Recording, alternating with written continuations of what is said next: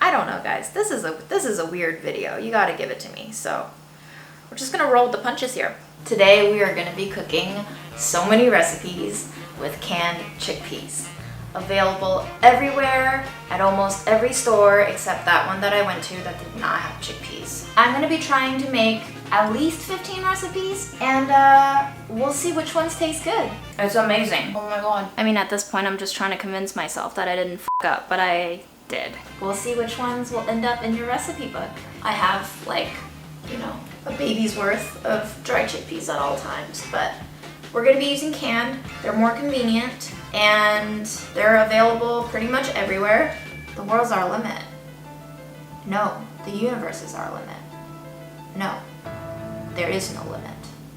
The limit does not exist. First recipe of the day, Ceniceros chickpeas. This one goes out to you, Chelsea. First things first, we're going to crack open a can of chickpeas and we're going to be draining out the liquid and reserving the liquid because we're just going to do some experiments with the liquid, so.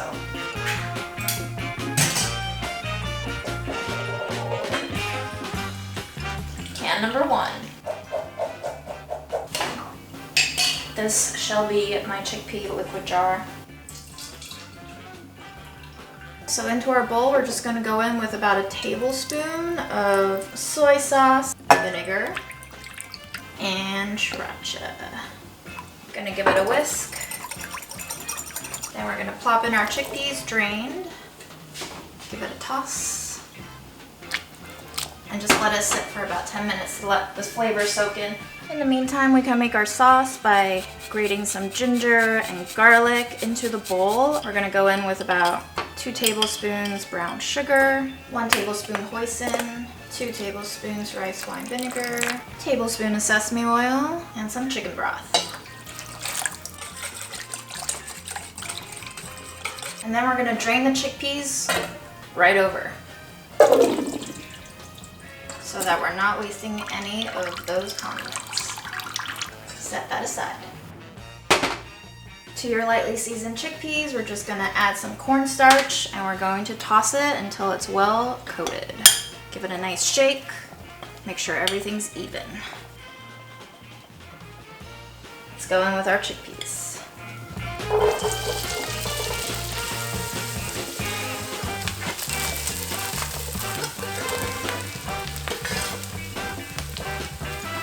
Once they look deeply golden like this, we're just gonna transfer them out. Put them in a bowl.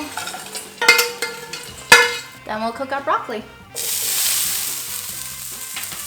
Garlic, pepper, a little bit of our sauce.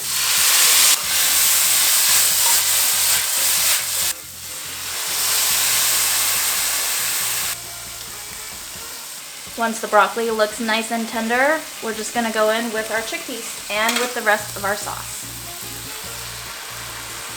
And we're just gonna let it cook until the sauce is nice and sticky.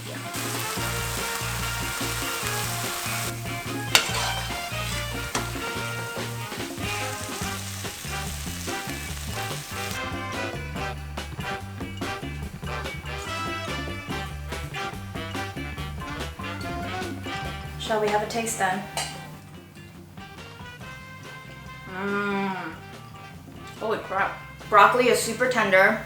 The chickpeas have turned into this very like mushy but slightly chewy exterior with all of that spices. Yes, 100 times. Would make again.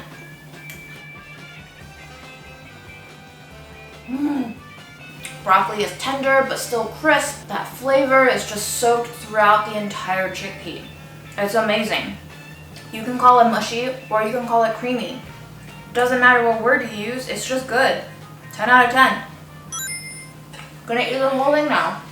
Are we ready for recipe 2? We're gonna make some meatballs. It's gonna be in tomato sauce. It's gonna be like normal meatballs except no meat, just chickpeas and rice and mushrooms and spices and deliciousness. Duh. Oh my god. All good. We're gonna go in with some onions, garlic, and mushrooms. And fennel seeds. Season with a little bit of salt. Then we're gonna dump in our chickpeas. We're gonna let it cook until the mixture is fragrant and all of our vegetables become a little bit golden. The reason why we want to cook the chickpeas off a little bit first is because it's canned, it has moisture. I don't want our meatballs to be like pure mush. I want there to be a little bit of texture, so this is a good way to get flavor in there while drying it out a little bit so that you get a nice little bouncy meatball, you know? Going in with soy sauce, our rice, maybe about a quarter cup of parm, a lot of parsley, a little bit of red pepper flakes, that's too much, some smoked paprika. Let's mash.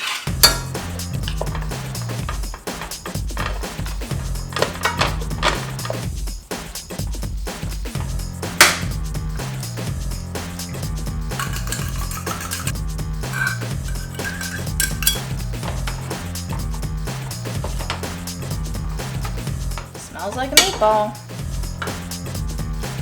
So I think this is going to yield about 11 meatballs. About yay big.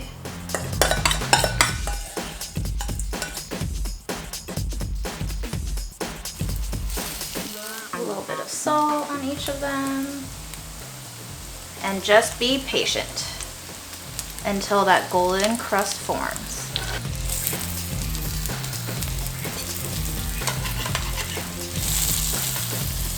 If you feel like your meatballs are flattening out a little too much, you can use tongs to kind of shape them back into a taller ball. So what happens when you get too impatient and too perfectionistic and you move your meatballs way too much, way too soon, is you get these nice little snacks. It pays. Pays to be perfectionistic, you know? Once your meatballs are nice and golden on all of the sides, transfer them off and let them rest for a little bit. Sauce is gonna be really simple. Olive oil, some onions, whatever spices you want, a little sugar.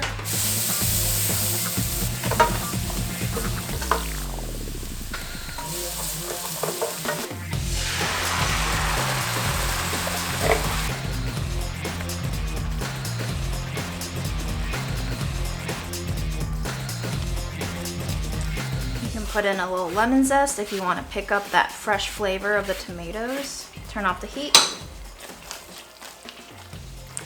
Let's add back our meatballs. I'm gonna keep one, just for extra crisp.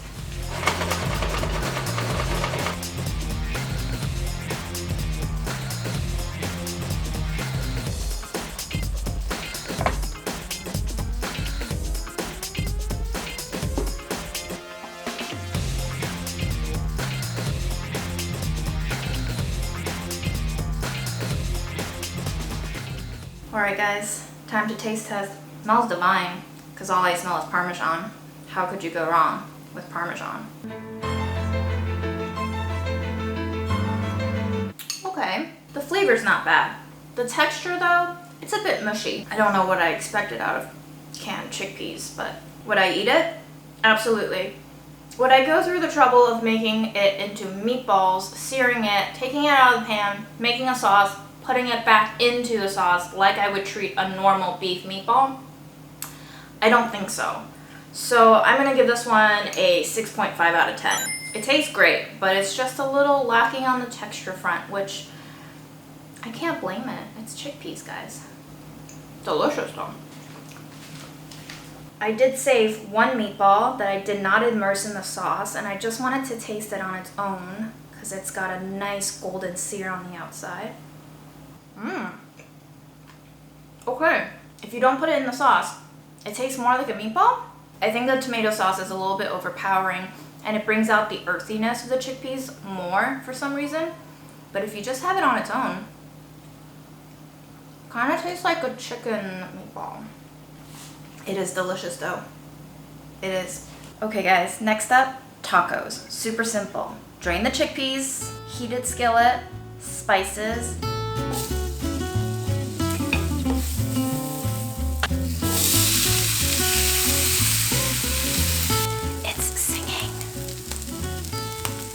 Maybe a little bit of ketchup and chipotle sauce for that barbecue-y type flavored.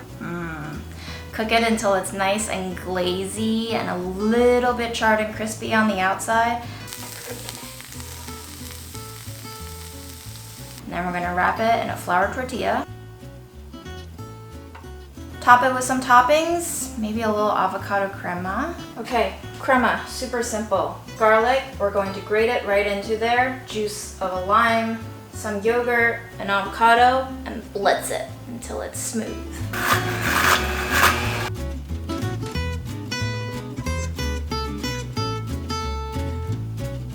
All the good stuff. You know the deal. Tacos. The moment we've all been waiting for. Oh my god.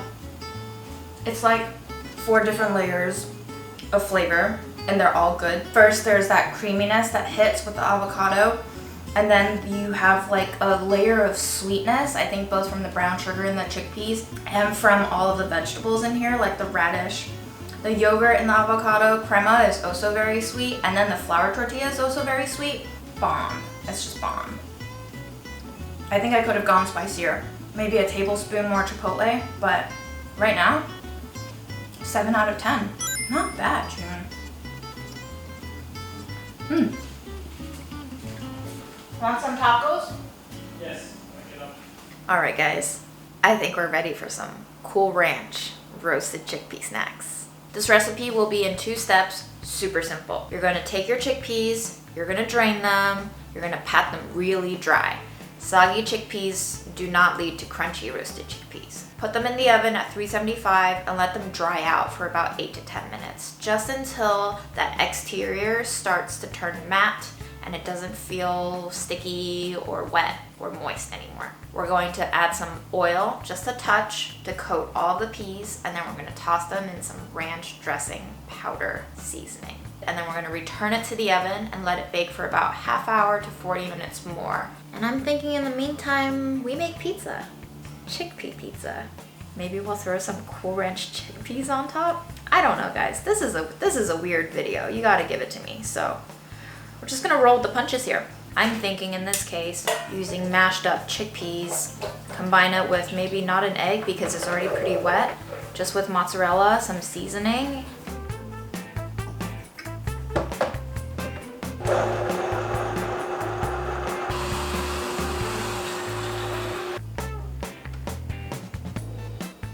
Nice.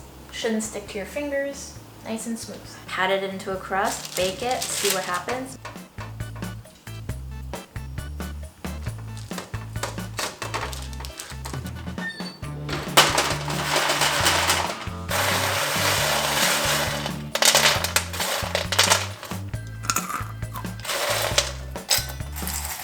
Snacks. My favorite. Crunchy. Cool Ranchy. Addictive. There are some pieces that get a little bit toasty. Just keep turning them to get even heating. Keep an eye on them. Maybe every 10 minutes or so, check up on them. I love these. Do me a favor. If you make these, make a double or a triple batch, because this is going to be gone in no time. 7 out of 10. Alright, we're going to get a move on our pizza. We're going to set our oven to 400 degrees and we're going to bake it for about 10 or 12 minutes, depending on when it gets golden.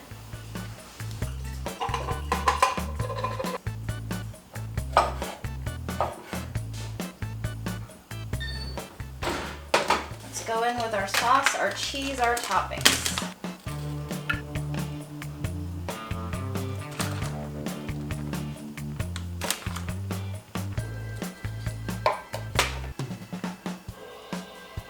More cheese.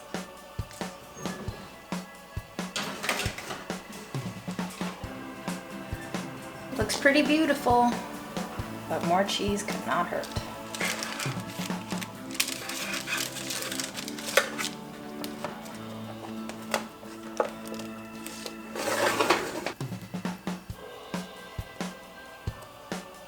Chickpea pizza. Let's have a bite. To be honest, I can't taste the chickpea very much. I put a lot of cheese on this, and that nice crunchy onion jalapeno combination is super, super good. with that almost like creamy crust.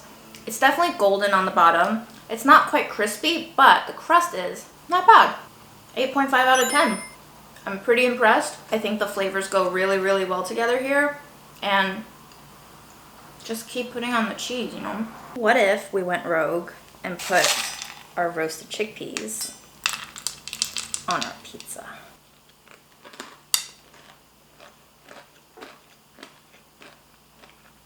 Ranch chickpeas on chickpea pizza is the way to go. I'm just like a little tired of chickpeas, but we have one more savory recipe to go and then we're on to desserts. So I'm looking forward to some sugar, but also chickpeas. Oh my god. Okay, so our final savory recipe is going to be chickpea gnocchi. Originally I thought put it in a blender, but then I realized my blender will not blend with that small amount of chickpeas in it, with that little liquid in it. So I'm just gonna try to mash it by hand. And we'll see how it goes. We're gonna drain our chickpeas, mash it all up with a little bit of salt, a little bit of pepper. Getting there. We're gonna add 1 egg yolk for that richness and that mouthfeel. We're gonna drizzle in a little bit of olive oil for flavor. As soon as that's smooth as mud, we'll start adding in our flour. It might take us a while. What can you do? Again, if you're using normal chickpeas, not low sodium, just make sure you're tasting as you go. I had some leftover cheeses from our pizza, so I'm just gonna dump it all in there. So we're just gonna gradually add flour. I have about a half cup here until the dough feels like it's workable. I would recommend that once you have your dough into a rough ball, it doesn't look like it's that sticky anymore, go ahead and just pop it in the fridge and let it rest for about an hour.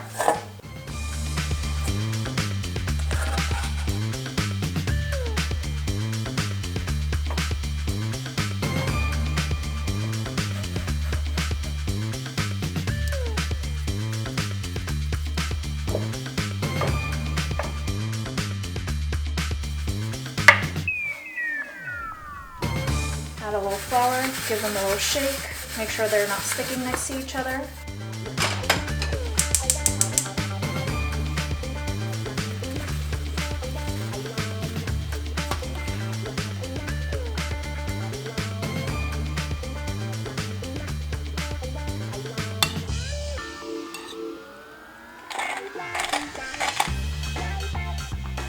I don't know, it looks pretty good to me. All right, time to give it a try. I mean, it's a gnocchi. It's got more of a teeth sink into the little pillows of goodness, more than your traditional gnocchi maybe. The earthy flavors work so well with the pesto and the cheese here. Probably could have taken on a little bit more black pepper, but as is, I'm gonna give it like a 7.8 out of 10. Coming to you from the future, we're chopping this video into 2 parts for you. It's way longer than we anticipated, so you just watch part 1, all the savory chickpea recipes. Make sure you tune back tomorrow for part 2, where we make all the chickpea desserts. Some of them are failures. I feel like you are going to want to see all the failures as well. So, hope to see you there, and join me in the future, will ya?